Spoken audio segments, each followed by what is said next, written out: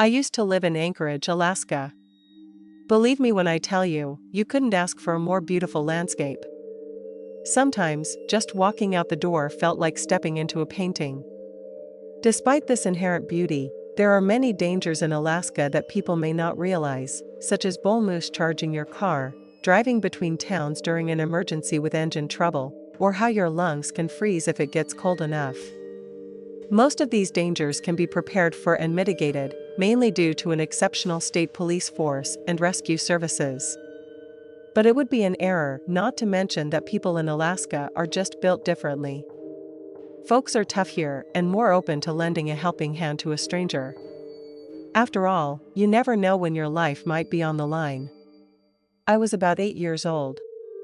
My stepdad was a trucker and often spent weeks away from home, while my mom worked the night shift as a respiratory therapist at the hospital.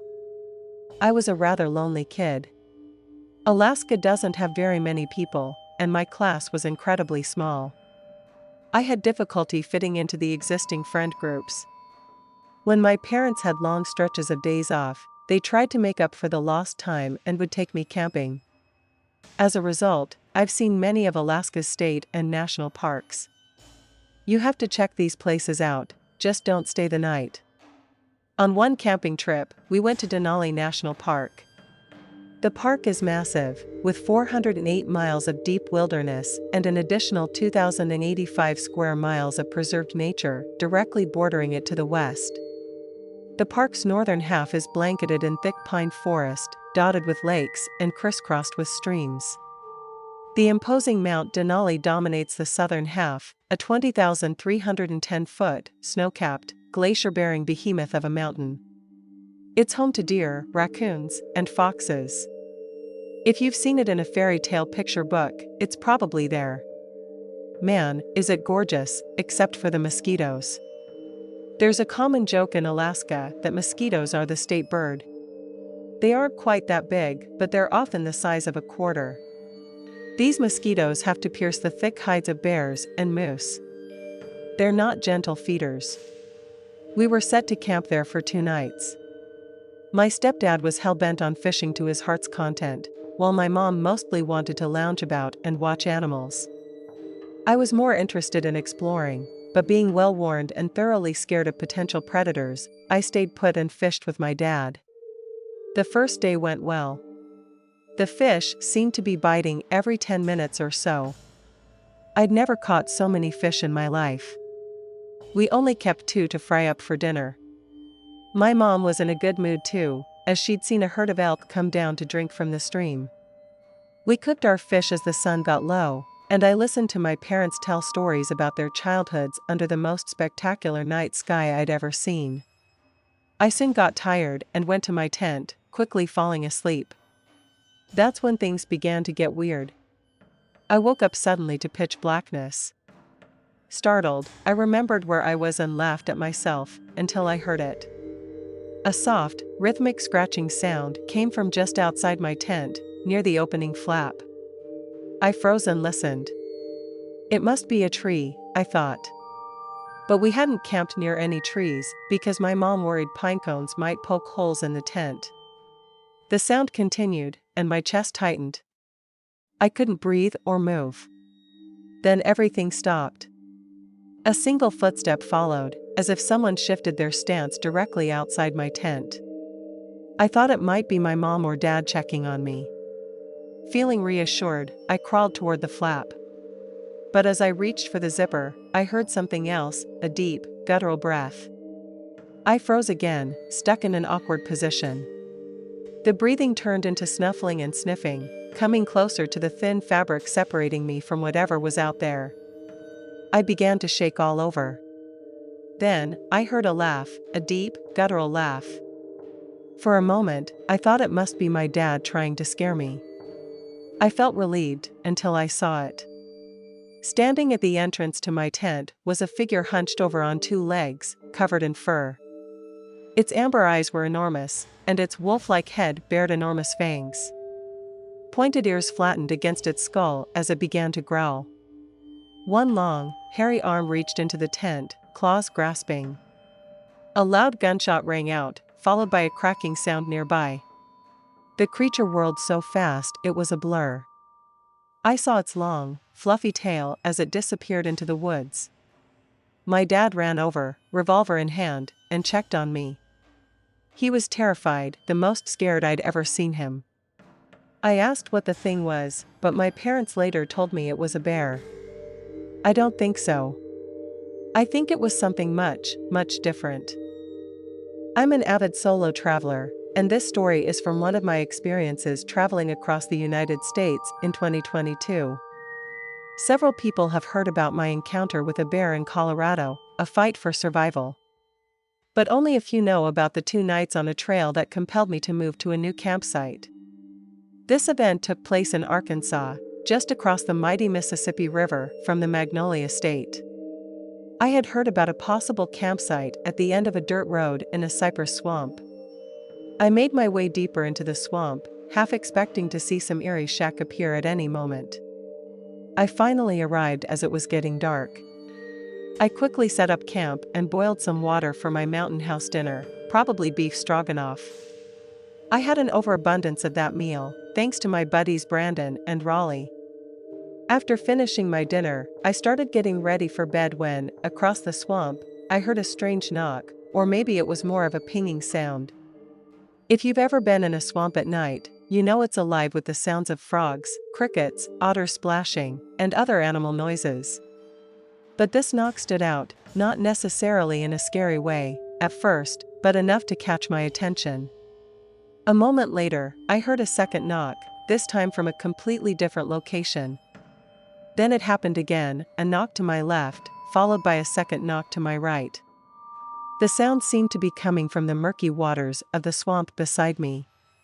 It developed into a pattern. I grabbed my flashlight and edged closer to the water, being careful, of course. If you shine a flashlight across a swamp at night, you'll often see tiny lights, reflective eyes from the creatures lurking there. Things were starting to feel creepy, but not enough to make me leave camp. I went back to my truck, and that's when I heard the knock again. This time, I also heard what could only be described as mumbling. The sound seemed to move around the swamp. During all this, my brain decided it was the perfect time to remember the Issaquena Dam and the stories I'd heard about it back in high school. As a kid, one of my favorite books was The Swamp Thing. Suddenly, I was cursing myself for ever glancing at that pulp trash. Isolation, darkness, and unknown sounds can wreak havoc on the human mind.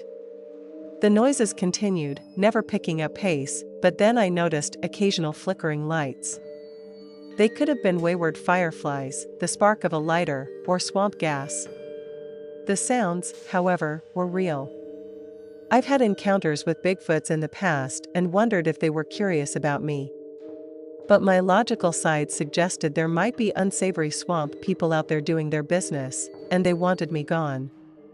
I decided it was best to pack up and leave. Luckily, my truck setup is easy to move. As quickly as I could, I loaded up, got in the cab, and drove away. Once I left the swamp, I calmed down, found an alternate campsite, and settled in for a restless night of no sleep.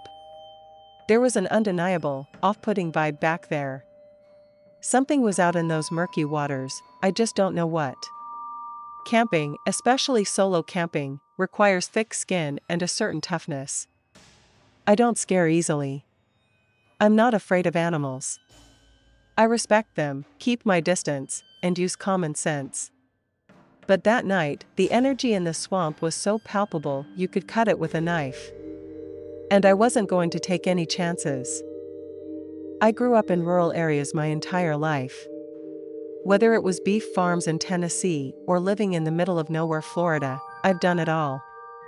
Growing up without access to the modern conveniences we're now accustomed to, like internet, TV, or cell phones, was a unique experience.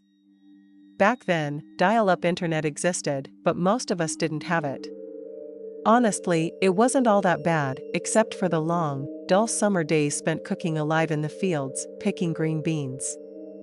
An old Civil War-era cabin in the middle of nowhere, Tennessee, gave me some memorable and eerie experiences.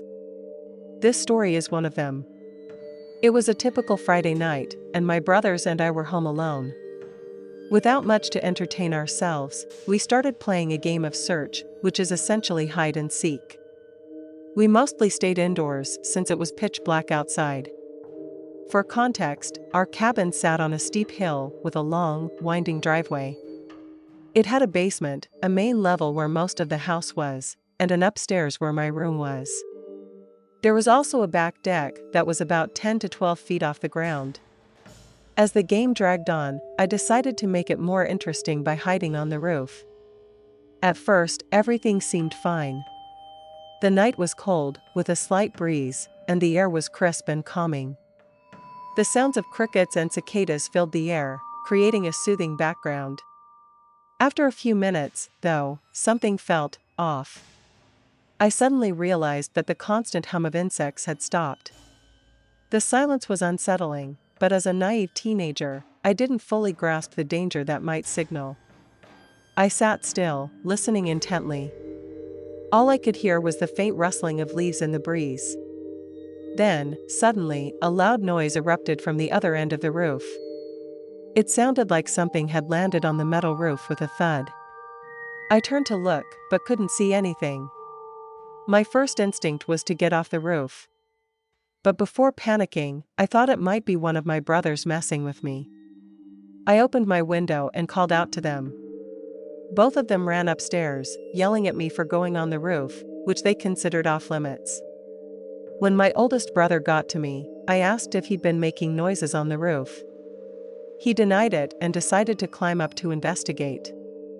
We stood on the roof, listening. The silence returned, thick and unnerving. Then, a pounding noise echoed from the far end of the roof, 3 sets of 6 pounding sounds. Before we could process it, we heard what sounded like something charging toward us. The problem was, there was nothing there. The roof was completely clear, aside from us. Yet, we could feel vibrations beneath our feet as though something heavy was running circles around us. I extended my arms, trying to feel for anything tangible, but there was nothing. The invisible footsteps continued, moving quickly around us, then suddenly stopped. Whatever it was seemed to jump off the roof and vanish into thin air. Terrified, we scrambled back inside, locked the windows and doors, and huddled together. To this day, I have no explanation for what happened. There are things in this world that defy logic, and this was one of them. Thanks for sticking around till the end. If you enjoyed the story, don't forget to give the video a like and leave a comment with your thoughts. And if you haven't already, hit that subscribe button and turn on notifications so you never miss a terrifying tale. See you in the next one.